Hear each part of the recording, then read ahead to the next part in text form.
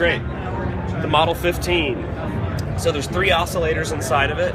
This is the first section of oscillators. It comes in an A and a 2B pairs. Yeah. Those are 921 A's and B's. So the A is what's the driver for these two.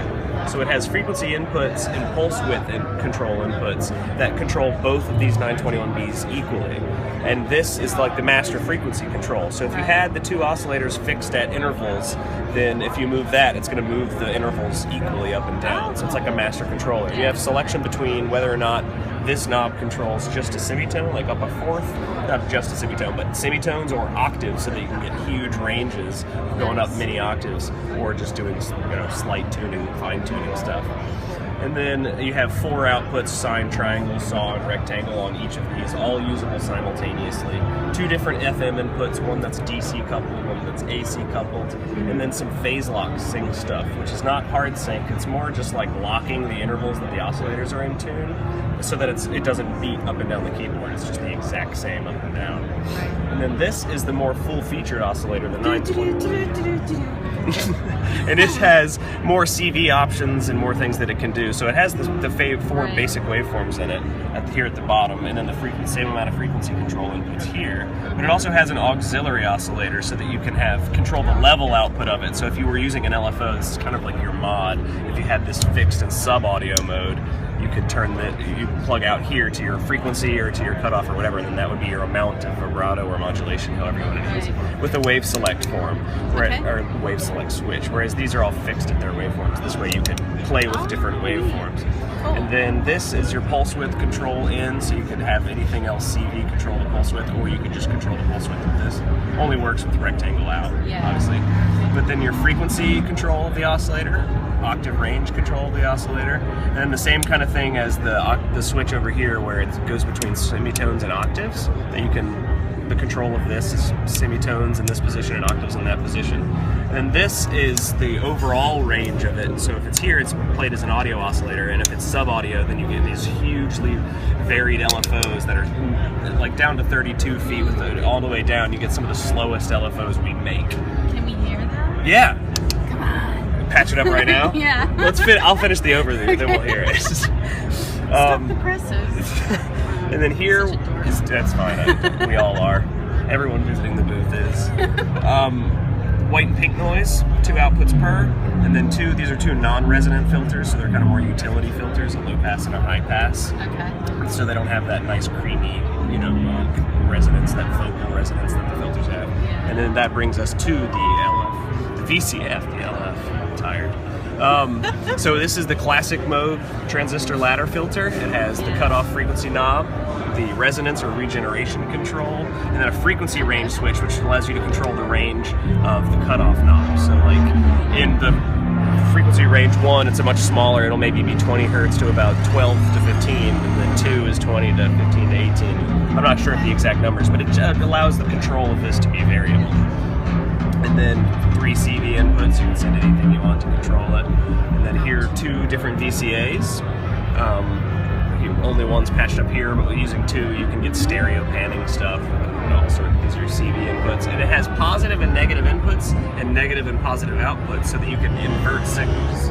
So this is actually inverting the signal, but with audio rate you can't really tell. If you were sending an LFO into it, you send a sawtooth into it, you'd get a ramp out. And so it's not labeled, but those are inverting inputs. And then this is the Attenuators Panel. This is just 3 basic attenuators with ins and outs. All the outputs are normal together in a way that if you plug something into the input here, it shows up on all outputs until you plug something into this. So like if you put an LFO here, you could grab it 3 different places. So in a lot of ways, it's kind of like a mult that you have control over. Or if you plug something else into the second one, it trumps it, and then sends the second input to here. So it's like they're kind of chained in this really interesting way that allow you to have control over your mult levels, essentially. And then your fixed filter bank is a bank of a bunch of different EQ bands. None of them overlap, so if you pull them all out, it kind of gets this comb filtery sound. And if you put them all in, it kind of gets the reverse, like spikes the flanges, and then a fixed low pass and a fixed high pass. So this I think was originally designed for really hyper accurate recreation of certain acoustic sounds, so that you could dial in specific frequencies and stuff like that. certain bodies resonate at certain frequencies, and you amplify it that way. Really, Yeah, but it really shines with noise when you put broadband signals into it, and then you can control each band and mix them however you want. You get these really kind of tubey, breathy, like really vocal sounds. And then your two envelope generators are your classic, Moog envelope generator. Attack. These are ordered in a slightly different way than they are on the Voyagers. It's attack, decay, release, sustain. Right. So it's T1, T2, T3. Okay. And then at the bottom is your mixer. So put all your oscillator sound sources or noise sound sources into here. Two sets of outputs, positive and negative complementary outputs, two sets of mults, a reversible attenuator so that you can do things negative or positive. And so you could, if you had the EG, if you wanted to invert the EG to control the filter to go down instead of up. And then your keyboard voltages are all here. And then the trunk lines, which is where we're running the power, so are the audio. So the audio is coming out of the back and going to a mixer behind. So these trunk lines are just jacks that go to the back so that you can access the stuff under that. All right. Yeah.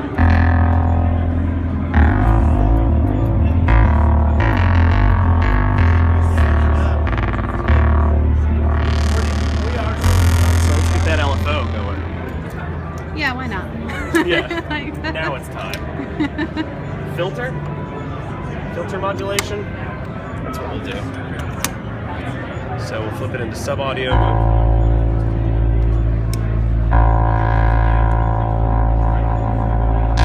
So that's pretty reasonably fast, but that's only in the 8-octave range, and you can get into some FM level.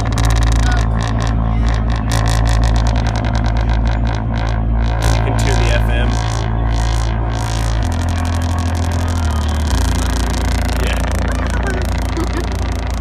And then you can also go to the super slow. And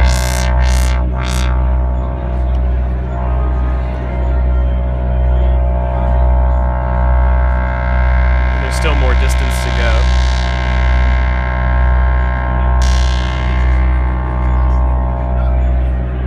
So you have a very wide range of the speed of the LFO with the sub-audio range. Whereas even in audio range, you can kind of get LFO effects. Just the 32 foot, so when you flip it into sub-audio mode, you can get some minute-long LFOs. Yeah.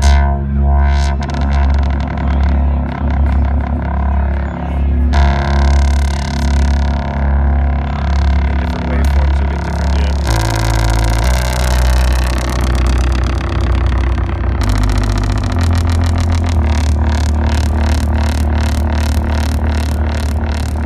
Okay, I'm on.